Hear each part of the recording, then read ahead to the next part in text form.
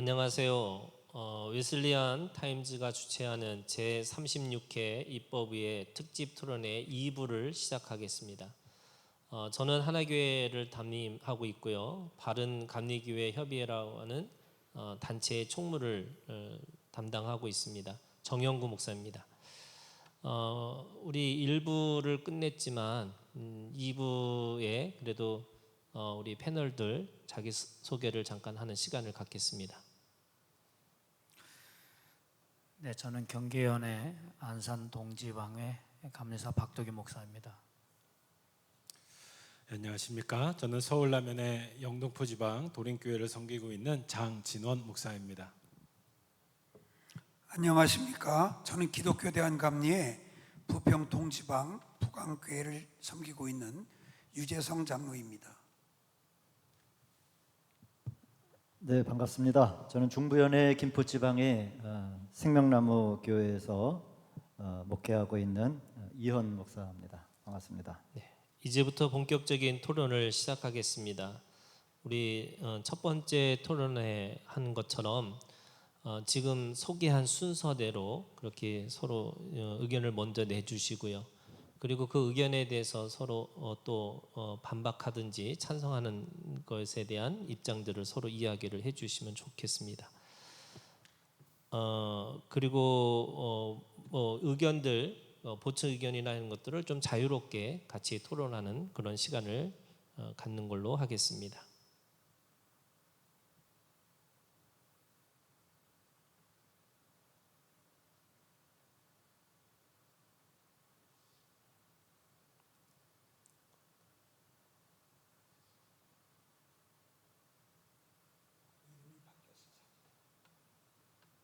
네, 우리 일부 토론에서는 이 36회 입법위에 대해서 조금 더 이렇게 실제적이고 구체적인 이야기를 했다면 우리 2부 토론회에서는 우리가 좀 주제를 좀 넓혀서요. 이 장정 개정 또는 입법위의 이런 부분들에 대해서 우리 패널들이 좀 생각하시는 뭐 이렇게 개정이 됐으면 좋겠다. 아니면 이런 법이 좀 들어와서 좀 감리교회가 좀 변화됐으면 좋겠다라고 하는 그런 의견들을 이렇게 좀 함께 나누는 시간을 갖기를 원합니다. 우리 박 목사님 먼저 말씀해 주시죠. 저는 입법의회에서 이 부분을 좀 분명하고 또 정확하게 해 주었으면 또 개정했으면 하는 의견이 하나 있는데 언급에 대한 부분입니다. 언급에 대한 걱정들이 많이 있는데 저는 무엇보다 모든 감리교 교회들이 부담금을 정직하게 납부하면 좋겠습니다. 이 부분에 있어서 부담금을 정직하게 납부하지 않는 교회에 대해서는 모든 선거권, 피선거권을 제한하는 그런 법안을 만들었으면 좋겠습니다. 강력하게 이 부분을 좀 진행했으면 하는 바람이 있고요. 그리고 또 하나 좀 첨언해서 말씀을 드린다면 본부 부담금, 연회 부담금을 내거든요. 매년 본부 부담금 0.1%, 그리고 연회 부담금 0.1%, 그래서 0.2%를 은급으로 전환하는 의견을 좀 제안을 합니다. 은급은 저는 지금 은퇴하고 생활하고 계시는 위에 계신 선배 목사님들을 위해서도 반드시 필요하지만 앞으로 감리교회를 짊어지고 가야 될 우리 다음 미래 세대의 감리교 목회자들에게도 반드시 필요한 제도라고 생각을 해서 이러한 부분을 법제화해서 언급을 잘 정착화시키고 걱정 없이 목회할 수 있도록 그렇게 해 주었으면 그런 바람이 있습니다. 네. 은급 문제에 대해서 말씀하셨고요. 네, 우리 장 목사님. 예, 저도 목사님의 말씀에 동의를 하고요. 사실 응급 문제는 이제 미래 세대를 준비하는 가장 중요한 제도이기 때문에 감리교회 이 좋은 전통의 응급과 함께 저는 먼저는 입법이라고 하는 회의가 시작되기 위해서는 기존의 입법에 대한 보통 보고를 하지 않습니까? 그러면 그 기존의 입법에서 우리가 지켜지지 않는 것들이 있거든요. 그러니까 저는 입법위가 공식적으로 발효가 되고 실시가 되려면 약속했던 거에 대해서 장계위라든지 또 감독이라든지 감독 회장님이라든지 거기에 대한 어떤 진행상 또 거기에 대한 보류의 이유 이런 것들이 먼저 할 수 있는 구속력의 문제죠. 아무리 감리교회가 입법을 정한다고 해도 구속력이 없다면 사실 이 회의의 효과나 의미는 없어지는 겁니다. 그래서 그런 장치가 꼭 필요하다고 생각이 되고요. 또 하나는 응급하고 연결해서 어느 단체는 지금은 10년, 20년에 대한 구체적인 계획을 세우고 있습니다. 국가뿐만 아니라 작은 비영리 단체들도 적어도 5년, 10년의 지속 가능한, 사실 우리 한국교회는 물론 영적인 공동체지만 감리교단에 있는 하나의 조직이거든요. 그럼 적어도 좀 미래 전략, 물론 분과로 지금 열심히 활동을 하고 계시지만 거기에 미래를 담보할 수 있는 분과는 없는 것 같아요. 그러니까 전반적인 미래의 좀 전략, 10년, 20년 거기에 다음 세대까지 포함해서 데이터를 잘 분석하고 응급부면 응급의 전문가들이 꼭 목회자가 아니더라도 그런 미래 전략 분과가 좀 이번 입법회의에 좀 공식화돼서 활동을 해야 되지 않나 이렇게 좀 제안해 드립니다. 네, 우리 장로님 말씀해 주십시오. 저는 개론적인 사항보다는 좀 구체적인 법안에 대한 얘기를 몇 가지 얘기하고 싶습니다.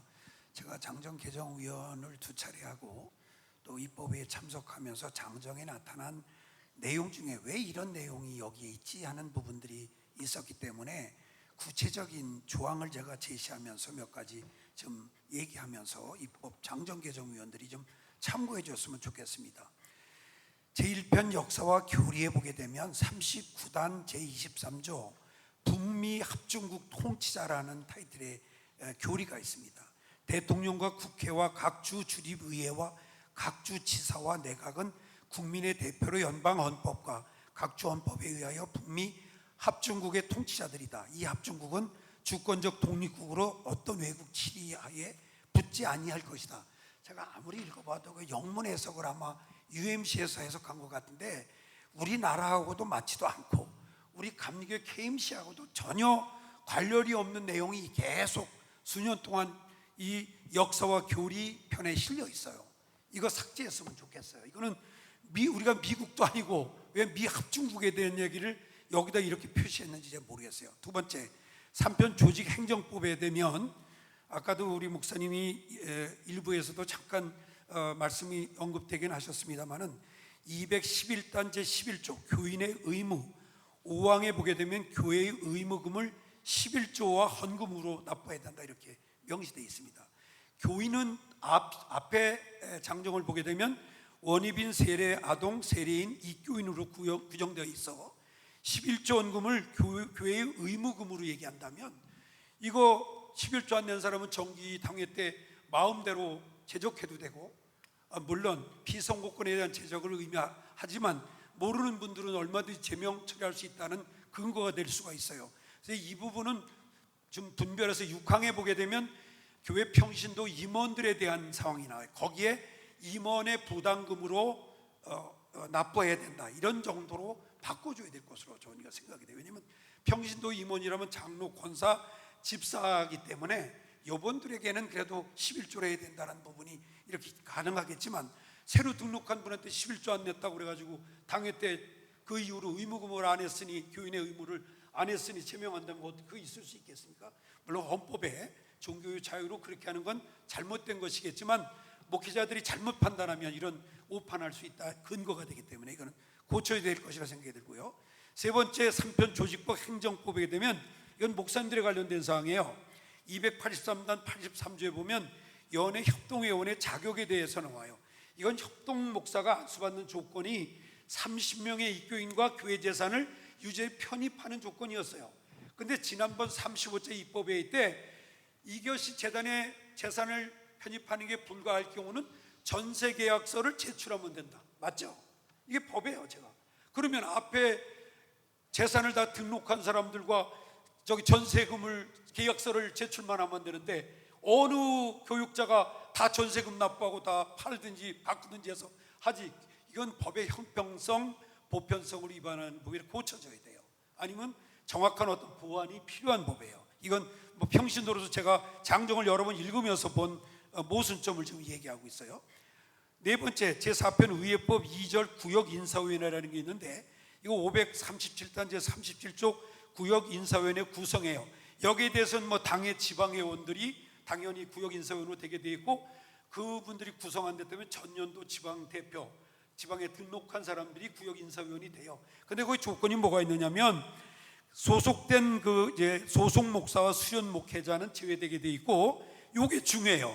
544단은 지방의 조직의 44조 조직의 5항에 보게 되면 뭐라고 표기되냐면, 남선교회, 여선교회, 청장년선교회, 교학교, 청년연합회장 이렇게만 명기돼 있어요.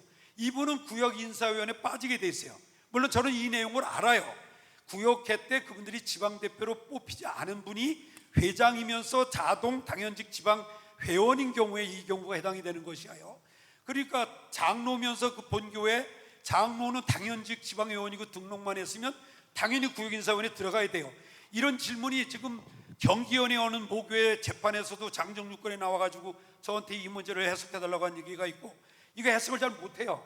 근데 제가 말씀드린 대로 몇몇 사람은 알아요, 취지를. 근데 대부분의 사람들은 왜 지방 평신도 단체장들이 그 자기 소속된 교회의 구역인사위원으로 제외돼야 되는지에 대한 걸 이해 못하는 거예요. 이거는 구역회 때 지방대표를 뽑을 때 장로 교육자는 당연직 지방의원이기 때문에 당연히 구역인사위원이 되는 거예요. 근데 권사가 여성교회장을 맡았거나 집사가 청장년회장을 맡았는데 그분이 구역에서 지방의 대표로 뽑히지 않았을 경우를 대비해서 만든 항이에요. 그래서 요런 항은 이게 부연 설명이 필요해요. 그렇게 딱 지방회장 이렇게만 해놓으니까 이거 잘 이해 못하는 분들이 너무나 많은 거예요. 그래서 법은 정확한, 물론 뭐 여러 가지 뭐 해석상의 뭐 확인도 될 수 있겠지만, 이런 사항들은 명료하게 왜 이렇게 됐는지에 대한 서술이 필요하다. 그래서 이 부분은 꼭 좀 수정되어야 될 사항이다, 이렇게 생각이 돼서 말씀드립니다. 네. 정말 자세히 구체적으로 잘 해주셨습니다. 네, 우리 이현 목사님 말씀해 주시겠습니다.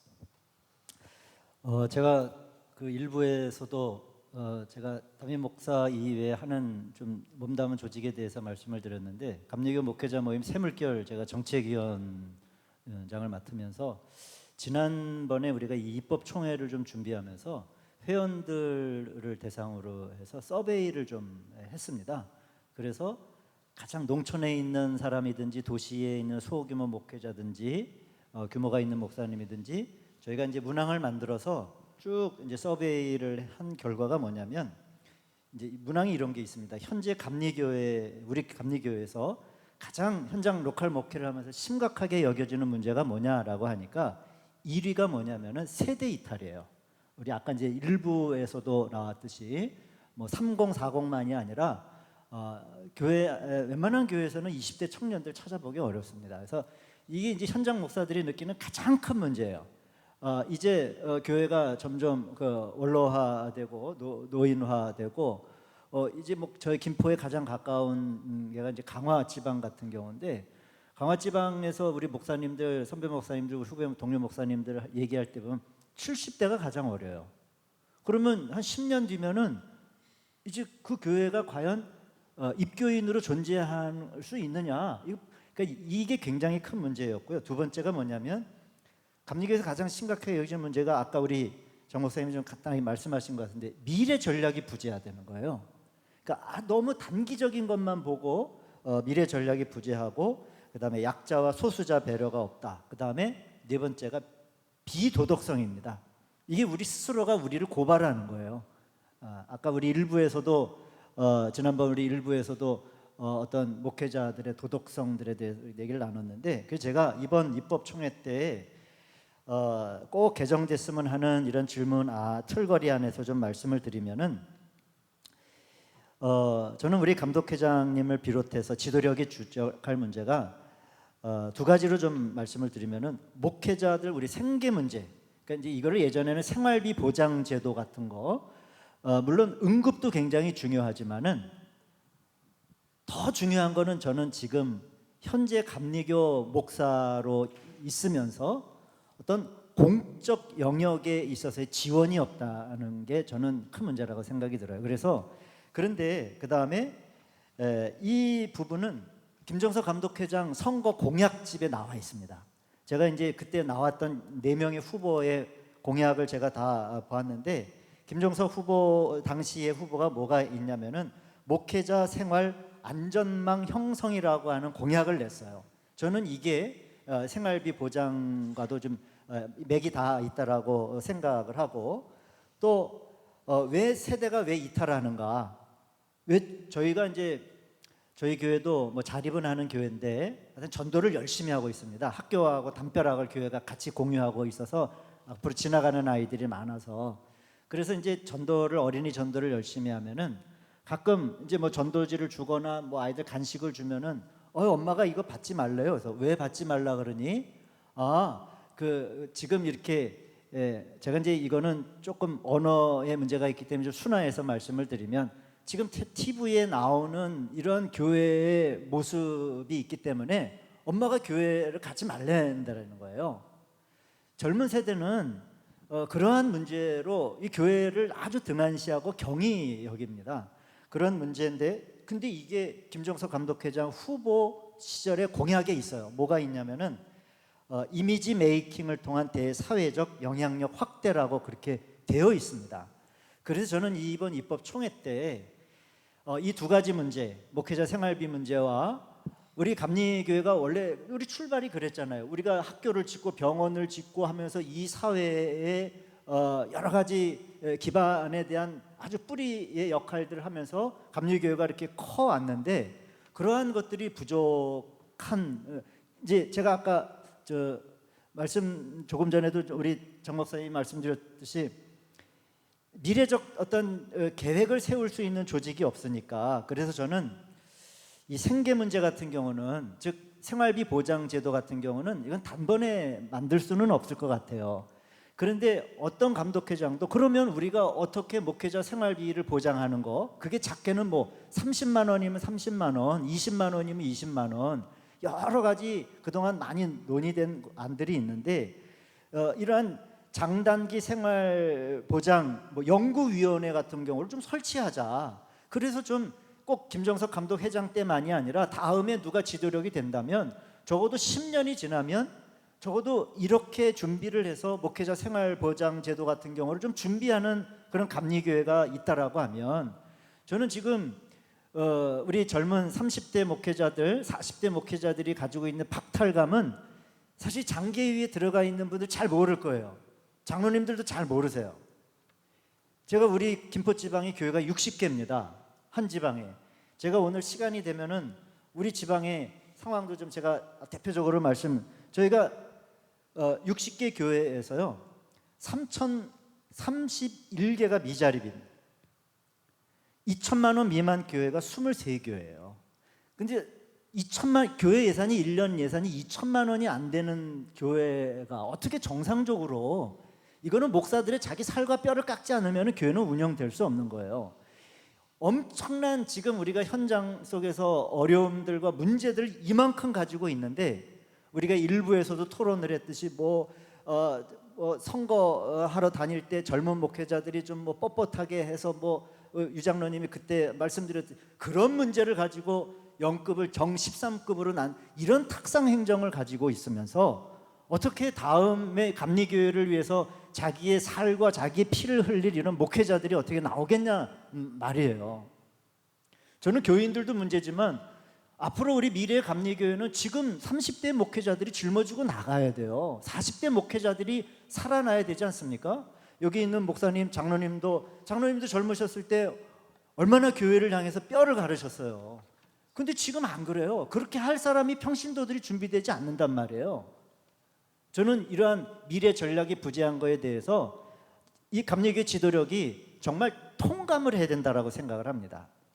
막 탁상 행정으로 앞으로 누가 자리를 차지할 건가 이런 거에 몰두하고 이러지 말고 그래서 요약해서 이제 얘기를 좀 정리하면은 이렇게 장단기 생활 보장 대책 연구위원회 같은 거를 이번 설치한다든지 그다음에 우리 감리교회가 이 사회적으로 사회가 교회를 걱정하는 게 아니라 이제는 그렇게 예전에는 교회가 사회를 걱정하는 시대가 되었는데 이제는 이 사회가 교회를 염려하고 걱정하는 시대에 다시 감리교회의 이미지를 제고할 수 있는 여러 가지 대사회적인 언어들을 이제 마련해 갔으면 좋겠습니다. 이상입니다. 네. 그 말씀 중에 우리 지방의 사례를 잠깐 말씀드릴 필요가 있다고 보여지는데 김포 지방의 재정 자립도나 어려운 지방인 것을 이미 제가 알고는 있습니다만은 저희 지방에서는 부담금에서 그 교육자 생활비 지원이라는 항목을 만들어서 우리는 11개 교회 정도가 이제 미자리 교회예요. 비전 교회인데 이 교회들은 교육자 생활비, 교회로 주는 게 아니라 교육자 생활비로 예산을 책정했어요. 그래서 그 숫자가 적어지면 n분의 이제 교회 교육자로 나누기 때문에 많아지고 적어지는데 현재 상황을 보면 월 25만 원 정도를 매달 생활지원금으로 지방에서 예산을 편제해서 드리고 있거든요. 물론 그 외에 교회별로 목사님과의 관계, 선후배 관계 여러 가지 이런 것 때문에 또 지원하는 걸 제외하고 공식적인 지방의 예산에서 그렇게 지원하고 있어요. 물론 김포지방의 재정 자립도를 제가 볼 때 좀 열악할 거로 보여지긴 합니다만은 이런 부분을 지방에서 그래도 비전교회 문제를 같은 여러 교회가 공유하고 같이 관심하고 같이 협력하면 해결 방법은 좀 있겠다 생각이 들거든요. 물론 향후에도 입법이 돼서 그런 TF팀이 만들어지고 생활비에 대한 어떤 연구가 시작이 된다면 저희 지방의 사례를 또 저희 지방뿐만이 아니라 다른 유사한 지방들이 꽤 있는 것으로 저는 파악하고 있거든요. 그래서 이런 부분들을 잘 감안해서 그런 대책을 강구했으면 좋겠다는 생각이 듭니다. 네, 장로님은 이제 그 지방에지만 저희는 이제 제가 서울 남연회인데 서울 남연회가 15개 지방에 지금 각 지방에 한 10개 정도의 그 지원을 하고 있는 상황에 있거든요. 그래서 만약에 이제 지방에서도 그렇게 하면 연회에서도 그렇게 하면 이게 이제 총회 전체의 하나의 입법으로 세울 수 있지 않을까 이런 생각을 좀 합니다.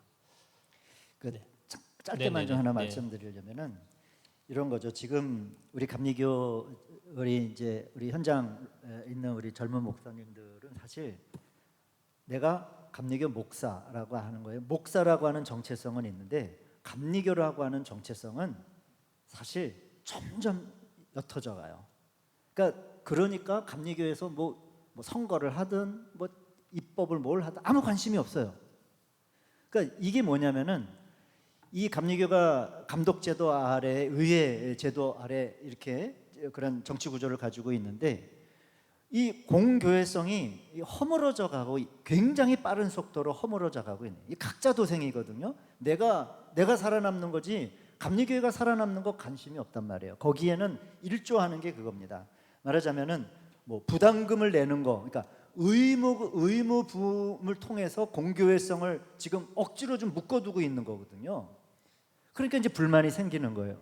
공교회 우리가 이 하나의 교회 안에서 공동체의 일원이라고 하는 걸 느끼기 위해서는 의무도 있어야 되면은 책임과 보상이라고 하는 것도 있어야 되는 거예요. 심지어는 기독교 세계 하나 그 1년 정회원이면서도 기독교 세계 하나 잡지 하나 공짜로 못 받는 우리 이 현실에 대해서 좀 우리 입법 의회에 참여하시는 분들이라든지 감리교 지도력 되시는 분들이 우리 감리교회의 공교회성에 대해서 좀 심각하게 고민하고 연구하고 좀 힘을 모아 주셨으면 고맙겠습니다. 네. 다음 주제로 자연스럽게 넘어갈 수 있는 주제니까 이거를 우리 다음 주제로 함께 넘기겠습니다.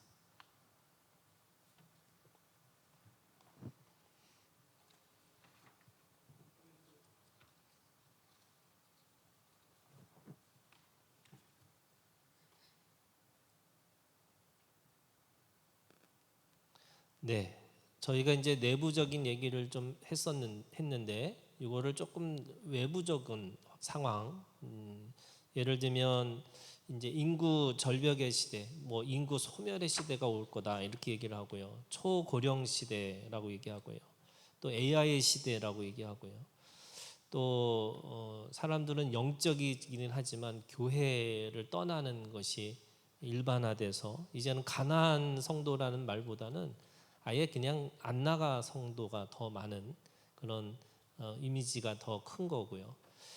그런 의미에서 교회가 과연 이게 이 대안이 뭘까?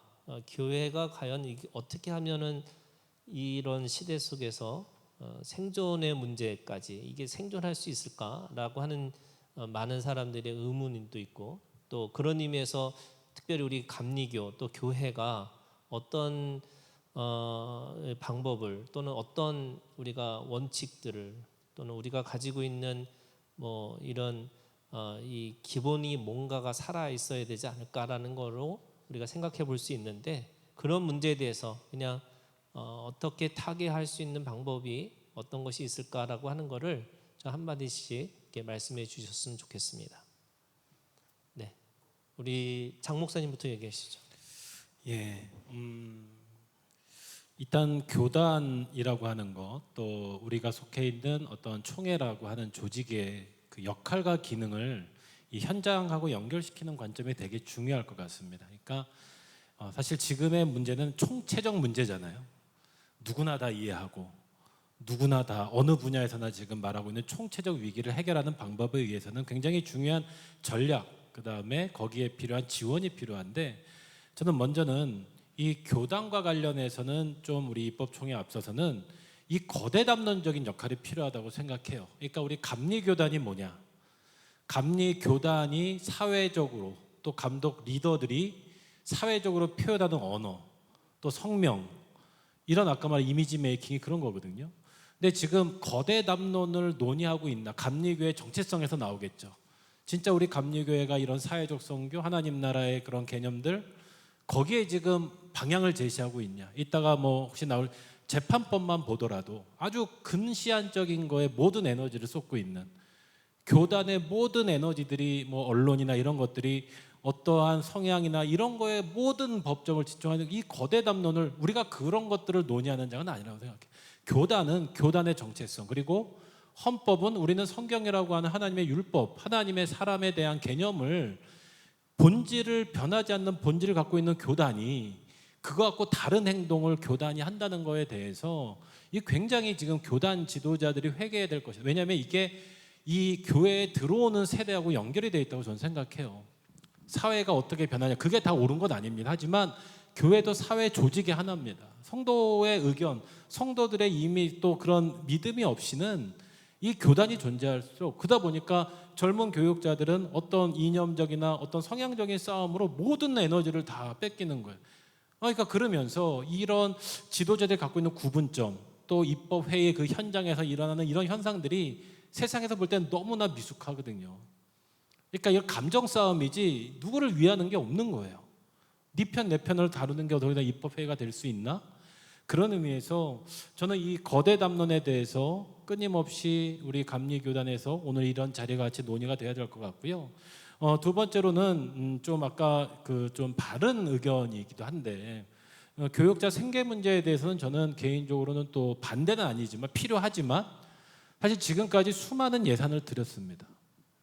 실질적으로 교회가 살아났냐? 그러진 않았어요. 코로나 때 저도 서울 남현내에서 웨슬리 선교기금 아주 필요합니다. 근데 그렇게 생활비를 줘서 교회가 살아났냐? 저는 이것도 같이 고민을 해야 된다. 아까 우리 지방에 좋은 예들이 있을 거라고 생각해요. 저희 영등포 지방은 개인연금이 있어요. 제 거. 지방의 교회에서 몇 %씩 더 걸어서 제 개인 통장으로 IRP, 퇴직연금을 들어줍니다. 벌써 꽤 쌓여서 저는 영등포 지방 떠나기 싫거든요. 그러니까 사실 이거는 효율성과 효과성의 문제예요. 이런 좋은 제도들은 사실 크게는 못합니다. 현장의 이야기들, 또 지역사회 문제, 또 여러 가지 법적인 문제, 이런 것들이 지금 감리교 내에서는 이미 굉장히 앞서가는 시대에 어떻게 대처하냐에 따라서 달라진다고 생각을 하거든요. 저희 영등포 지방이 이걸 하는 이유는 그렇게 많은 예산을 들였는데 결국은 은퇴할 때 또 사고가 나서 교회가 없어지거든요. 그런 의미에서 저는 교회가 사는 것은 먼저는 목회자가 살아야 되고, 또 하나 교단은 이 거대 담론에 대해서 조금 시대적인 다양성, 신학적인 감리가 갖고 있는 장점, 또 우리가 할 수 있는 좀 시대적인 메시지들, 그런 의미에서 다음 세대 목회자를 키우고, 또 그런다면 실제로 그래도 부흥하는 교회는 전 있다고 믿고요. 그래도 사회적 목회, 이중직을 하면서 나름대로 목회 열매를 맺고 있는, 앞으로 목회 방향은 바뀌고 있고 타교단은 엄청나게 많은 발전이 있는 걸 저 보거든요. 그런 면에서 좀 감리교회가 발벗고 나서야 되지 않을까. 새로운 목회 모델들 이런 것들 좀 말씀드리고 싶습니다. 네. 박두규 목사님.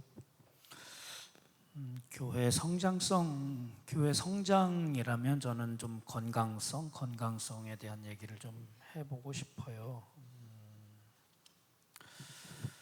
제가 한 20년 넘게 이렇게 후배들인데 뭐 대부분은 비전 교회였고 또 시골 그런 교회 후배들 목회자들하고 한 20년 넘게 이렇게 말씀 나눔하는 그렇게 모임을 갖고 있거든요. 그러니까 단순히 이제 하나님 말씀만을 나누는 것이 아니라 목회 나눔이죠.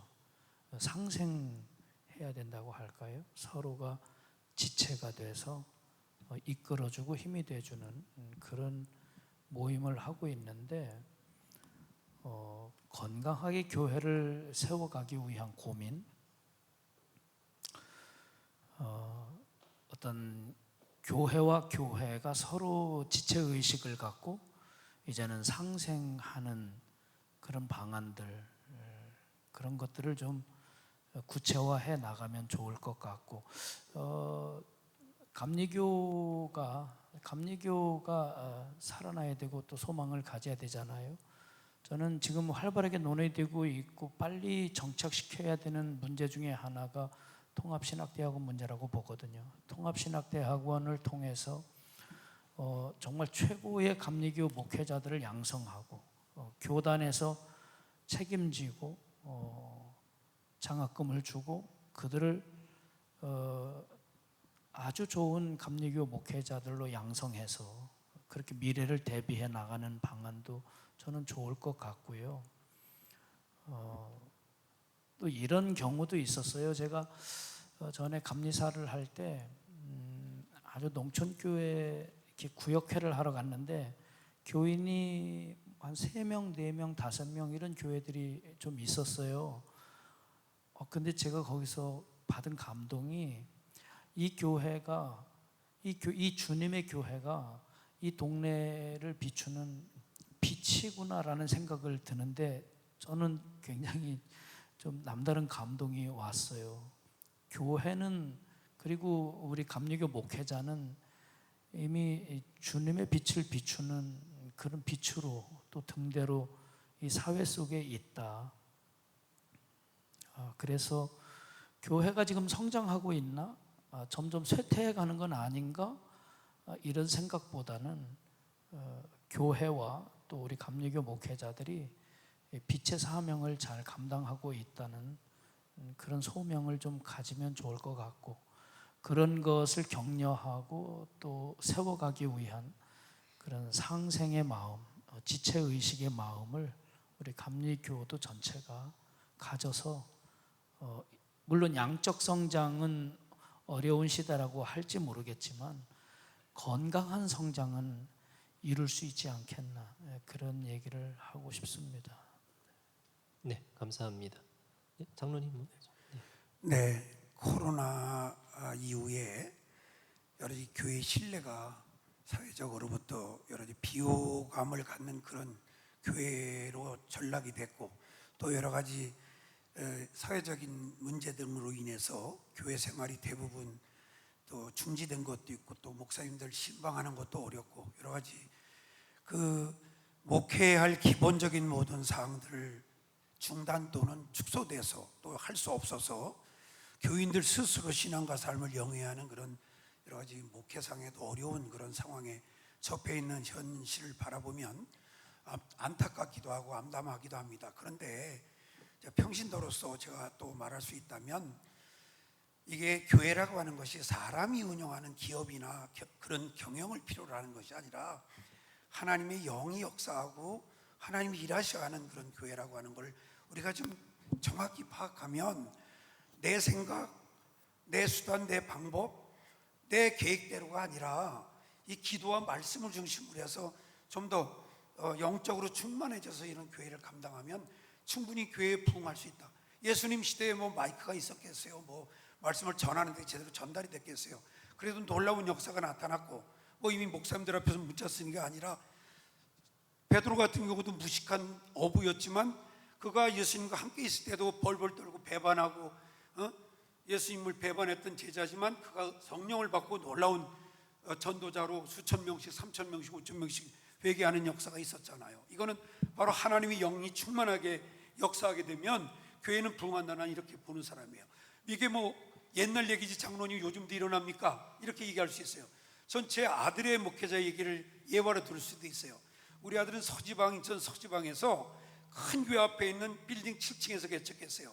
동생 4분과 국제 결혼한 일본인, 와세대 대학 나온 남편과 한국인과 객지 결혼한 두 가정이 같이 개척을 했어요. 7층에서. 근데 놀라운 일은 첫 해부터 자립교회가 됐어요. 서지방의 목사님들 장들이 뭐 장로님 닮아서, 그리고 그건 뭐 과찬이고, 그 이유를 내가 알아요. 그 이유가 뭐냐면 우리 아들과 우리 며느리는 임신을 했을 때도 마가다락방 그 바깥에 나가서 4시간 실기도해. 하루에 나하고 약속을 했어요. 아주 목회하기 전에 4시간씩 10,000시간의 기도 마일리지를 쌓고 목회하겠다, 이렇게 나하고 약속을 했어요. 근데 그 약속으로 하루도 비가 오나 눈이 오나 임신돼서 만삭이 됐는데도 바깥에 나가서 사모가 기도하는 그런 상황을 보고, 개척하면서 자기도 재정적으로 생활이 안 되고 어려운데도 거기 노숙자들 있잖아요. 동인천에 노숙자들, 그 큰 교회들 많아요. 거기 내리교회도 있고 뭐 큰 교회들 많아요. 노숙자를 섬겼어요. 그리고 교회에다 쌀을 비춰놔가지고 이런 쪽방에 사는 사람들 필요한 쌀 가져가게 하고. 근데 그 이미지 메이킹이라는 게 뭐 여러 상호나 교회 간판이나 뭐 홍보물이나 여러 가지 그런 것도 있겠지만, 그런 구체적인 목회 사역, 삶을 통해서 그렇게 감동을 주고 감화를 주니까 첫 해에 자립을 했어요. 그래가지고 한 5년 8개월 거기 자립하고, 지금 대구에 있는 대구 방주교회에 여러 가지 교회적인 사명, 문제와 또 코로나 때문에 교회가 뭐 한 20-30명으로 떨어져 가지고 어렵다고 그래가지고 교회도 없어요. 2층 임대교회예요. 그래서 제가 두 번 가봤는데, 근데 거기 지금 청년들이 한 50-60명, 성인들이 한 50-60명, 한 120-30명이 지금 모여서 예배를 드리고 있는데 지금도 부흥할 수 있어요. 그 비결은 뭐냐면 우리 아들 설교 못해요. 아주 무서운 설교만 해요. 내가 들어도 장로가 어떻게 저렇게 설교할지 나도 겁이 날 정도 설교를 해요. 복음이에요, 복음. 그러니까 세상적인 듣기 좋은 설교, 아양 떠는 설교가 아니고 바로 복음을 바로 전하고 기도 생활하니까 하나님이 역사하시니까 일이 되고 교회가 부흥되더라고요. 이런 부분들을 좀 교육자님들 간에 다 서로 호환하고 서로 그런 성공 사례, 부흥의 사례들을 같이 토의하면서 하면 올해도 부흥할 수 있다. 교회가 충분히 부흥할 수 있다. 물론 여건과 환경은 많이 어렵고 상황이 굉장히 어렵지만 그래도 이건 뭐 우리 사람이 오는 게 아니고 하나님이 역사하시고 일해야 되는 교회이기 때문에 그런 영적인 부분에 좀 더 관심을 가지고 말씀과 기도로 준비하고 또 전도하고 이렇게 하면 교회는 부흥한다. 우리 부안교회도 뭐 인원이 뭐 2,500명, 3,000명 지금 그런 인원이 모인다고 해서 자만해서는 안 되고, 뭐 장례하고 이사가고 지장 전 따져보면 전도 안 하면 현상 유지가 쉽지 않아요. 그래도 열심히 매일 365일 전도하고 365일 기도실 중보기도를 운영하고 이렇게 하면서 하니까 교회가 부흥이 되고 또 현상 이상의 유지를 할 수 있다고 저는 보거든요. 이런 사례들을 함께 같이 나누고 같이 논의해서 좋은 것은 벤치마킹하고 이렇게 해서 하면 지금도 어려운 목회 환경이지만 교회가 부흥하고 성장할 수 있다 저는 확신합니다. 네, 감사합니다. 우리 장로님의 믿음이 아주 좋으셔서 아주 좋은 아들을 두신 것 같아요. 예, 우리 이현 목사님 말씀하시죠. 예, 주제가 교회 성장 더 기대할 수 없나? 이렇게 퀘스천 마크가 질문지가 있더라고요. 네. 우리 유 장로님이 이제 어떠한 목회자의 개인적인 영역 안에서의 부흥의 가능성에 대해서 말씀해 주셨다면 저는 좀 시각을 달리해서 어떤 공적인 영역 안에서의 감리교회 부흥에 대한 이야기를 좀 해보도록 하겠습니다. 저는 이 불교 같은 경우가 템플 스테이 프로그램 있잖아요. 저는 굉장히 영리하고 좋은 지점을 저는 이 불교가 선점했다, 장악했다라고 생각이 들어요. 정부 지원도 받아가면서 하는 이 템플 스테이라고 하는 걸 통해서 굉장히 이미지 제고들을 많이 했고, 또 캐톨릭 하면 생각할 수 있는 게 사람들은 굉장히 캐톨릭 같은 경우는 사적이지 않고 공적이다. 이제 이런 그리고 뭐 영화도 많이 나오잖아요. 이렇게 교황을 선택하는 제도 장면 같은 걸 영화화 만들면서 어떤 굉장히 공적인 종교다 이런 식으로 이미지가 되어 있기 때문에 부흥이라고 하는 것과 연결을 좀 시켜서 본다면 제가 이제 조금 전에도 말씀드렸듯이 우리 감리교가 물론 개인적으로 뜨거운 기도와 찬양과 바탕이 되어 있지만은 또 감리교가 하나의 축을 놓치지 않는 것은 사회 선교예요. 사회 선교를 감리교가 끝까지 붙들고 왔는데 지금은 이제 이러한 것들이 다 많이 희박해지고 희미해지기도 하고 그래서 저는 어떤 이제 아까 장로님은 목회자 개인의 영역 안에서의 어떤 가능성에 대해서 얘기를 했다면 저는 좀 공적인 영역 안에서 우리 감리교회가 다시 사회 선교 부분에서 좀 부흥할 수 있는 길들과 그런 방식들을 찾아야 된다. 저는 김정서 감독회장이 내놓은 공약이 이렇게 이미지 메이킹이라고 하는 거는 그런 꼭 간판 이런 출판물만이 아니라 실제적으로 개신교 중에서도 감리교회 하면 사람들이 딱 이미지화 될 수 있는 것들. 예전에 우리 감리교 하면 학원과 병원이었잖아요. 이제 이러한 것들을 좀 확보하기 위해서 부단히 우리가 노력을 하면 저는 우리 저 멀리 있는 아주 구석구석에 있는 식당, 카페에 가도 사람 좋은 식당 꽉 차거든요. 소문이 나면은 가게 돼 있어요. 이제는 집 옆에 있는 교회만이 아니라 멀리서도 찾아옵니다. 시간이 좀 갔지만 짧은 사례 하나를 말씀을 드리면 저희 교회에서 수련목을 하다가 이제 저희 지방으로 담임 목회를 이제 내보낸 우리 이제 목사님이 계세요. 제가 이제 파송을 했는데 감리사할 때 교인이 한 명이었습니다. 근데 지금 그 목사님이 이제 거기 담임을 한 지 3년 4년째 되는데 지금 교인 30명이 됐어요. 30명이 아주 작은 교회인데 교회가 꽉 차요. 그래서 제가 이제 농담 삼아 이 목사님 내가 연회에다가 표창장 신청해 줄게. 300배, 3,300배 부흥을 이룬 거잖아요. 그래서 근데 그게 가능한 게 뭐냐면 그 작은 교회에 아파트 교인들이 오는 게 아닙니다. 우리 목사님이 설교를 페이스북에 올려요. 페이스북에 자기 설교를 올리고 유튜브 방송 같은 거 하면은 일산에서도 오고 고향에서도 오고 멀리서 이제는 그렇게 되어 있더라고요.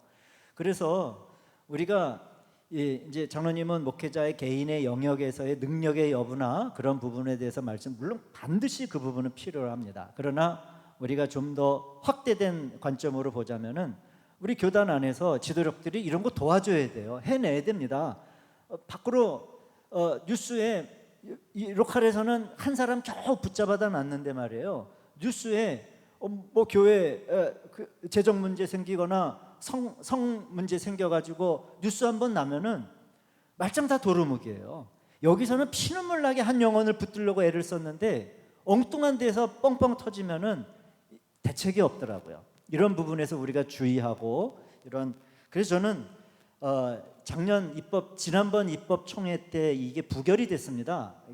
그 작은 차이로 부결이 됐는데 사회 선교사 제도 같은 경우 저는 반드시 이번 입법 총회 때 이게 법안이 공청회 자료를 제가 못 봐가지고 나왔는지 안 나왔는지 모르겠는데 사회 선교사 제도 반드시 필요합니다. 해외 선교사에 우리가 엄청나게 많은 재력과 여력, 에너지를 우리가 투자하는데 여기에 이제 국내 선교사도 돼 있잖아요. 그러면 기본적으로 이 사회 선교를 감당할 수 있는 이 사회 선교사 제도, 그때 이철 감독 회장님도 굉장히 좀 아쉽다라고 하는 표현을 했어요. 이게 부결이 된 거에 대해서 이번 입법총회나 하여튼 반드시 이런 부분의 어떤 공적 영역을 우리 감리교회가 좀 확보하고 좀 담보한다면 저는 이 교회 부흥에 많은 에너지가 되고 힘이 될 거라고 그렇게 생각을 합니다. 네, 감사합니다. 우리 다음 주제로 넘어가겠습니다.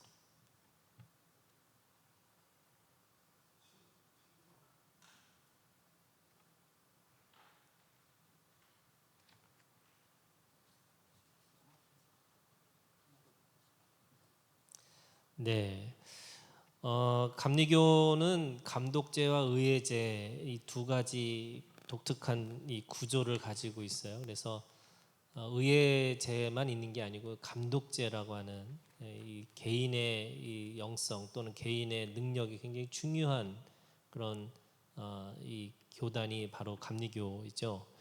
그런 의미에서 이 감독회장이 지금 1년 이제 채 안 됐지만 지금까지 개혁 방향 또는 그 지금 하고 있는 일들 가운데서 우리가 제안하고 싶거나 또는 부탁하고 싶거나 뭐 이런 것들에 대해서 뭔가 대안적으로 이렇게 좀 요구할 수 있는 것들이 있다면 그렇게 아울러서 얘기를 하시고요.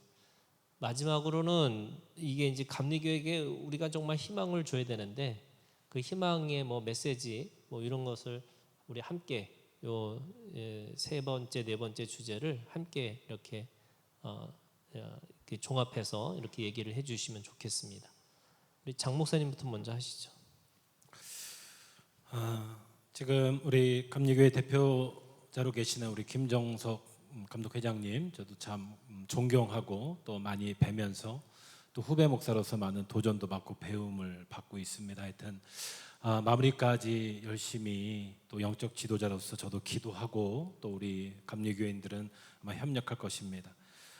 저는 그래서 저는 지도자로서 존경은 스스로가 아니라 어떻게 보면 주위에서 만드는 거라고 생각을 하고요. 그런 의미에서 사실 저희가 이제 흩어져 있기 때문에 이 소문과 진실에 대한 문제가 언제나 있는 것 같아요.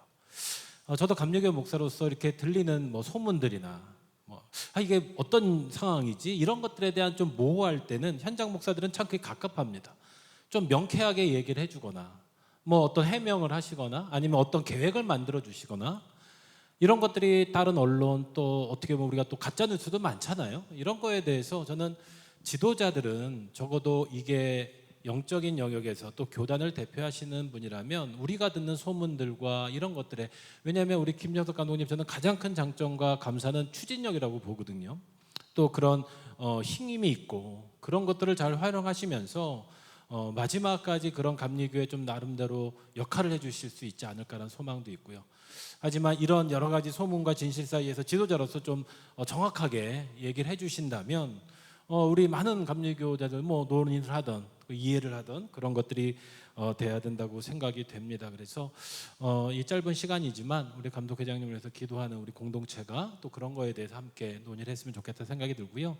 마지막으로는 저는 입법이라고 하는 거를 이렇게 고민하면서 사실 저희가 무슨 법이 우선이겠습니까? 우리 목회자와 성도들은 하나님 나라와 또 우리가 믿고 있는 성경에 사실 십계명 다 있잖아요. 이것만 잘 지켜도 무슨 입법이 필요하겠습니까? 하지만 인간이 사는 세상이기에 우리는 여전히 부족하고 죄인이기 때문에 이런 법을 통해서 질서를 세우는 거라고 생각하는데 저는 왜 하나님이 모세에게 돌판에 새겨줬을까?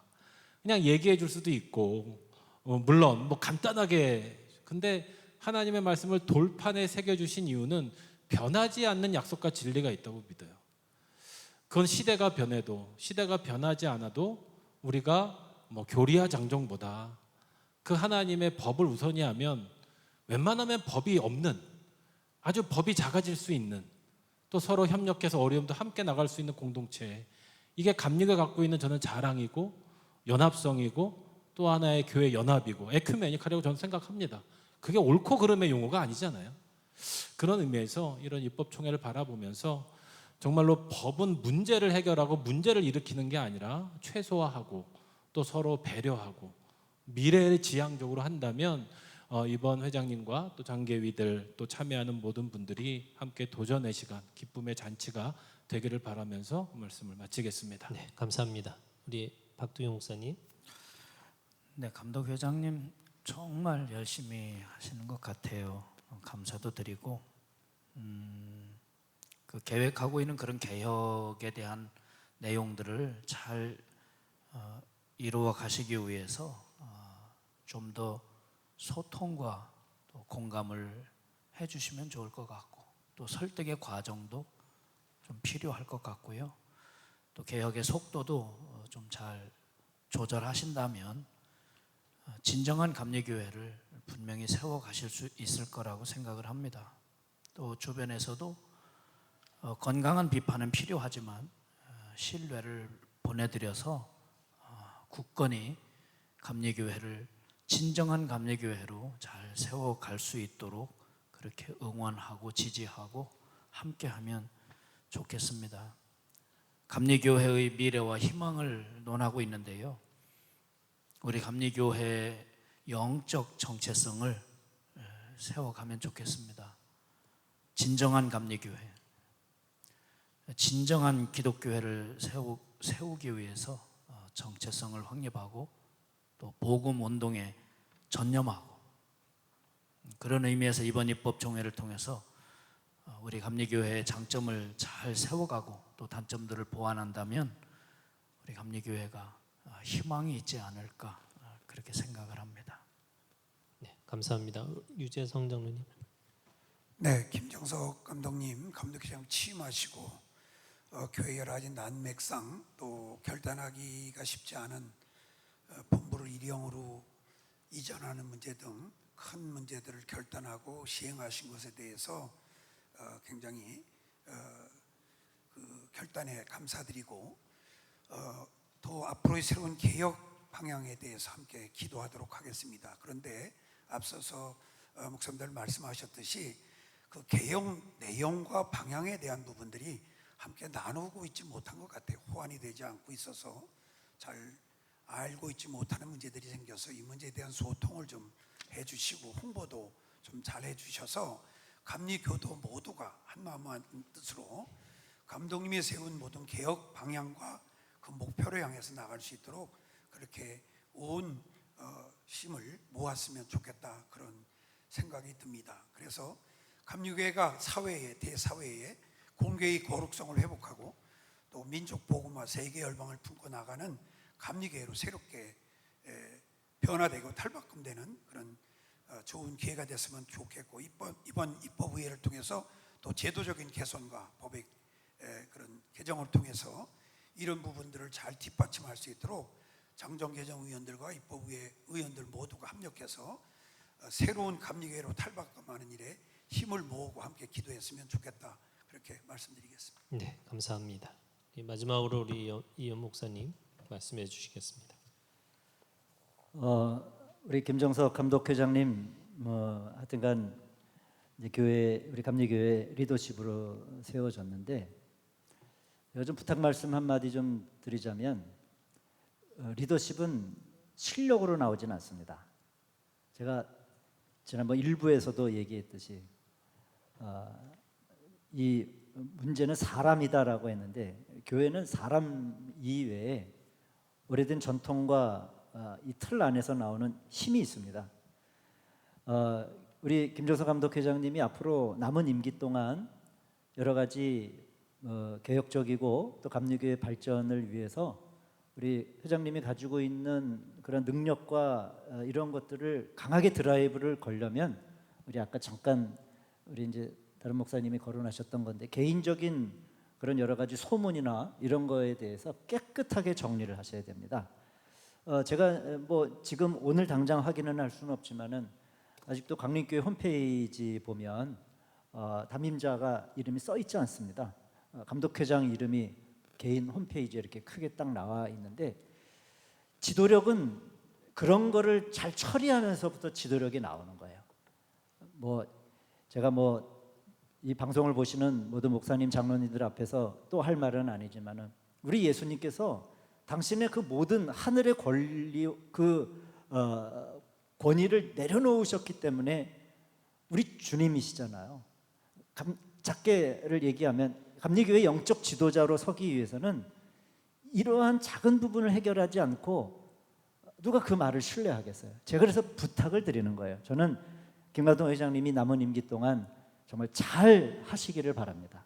좋은, 그리고 감리교회 역사에 남는 그러한 감독회장님이 되기를 바라면서, 어떤 개인적인 어떠한 부분에 조그마한 의욕도 남지 않고, 크게 어려울 것 같지 않은데 왜 그런지 모르겠어요. 그래서 깨끗하게 정리하고 도덕적으로 그리고 영적인 그런 지도력을 확보해 나가는 우리 감독회장님 되기를 꼭 부탁을 드리겠습니다. 그리고 마지막으로 우리 감리교회 미래, 저는 해야 할 일들이 많이 있을 거라고 생각을 하는데, 그동안 우리 패널 목사님들 통해서 많은 부분 이야기가 됐다라고 생각을 하고 적어도 우리가 개인적으로 욕심도 좀 부리지 마시고 너무 많이들 그 다음에 우리 젊은 후배 목사들을 위해서 목사들은 배려하고 우리 장로님 같은 평신도 지도력들도 또 이렇게 다음 세대를 위해서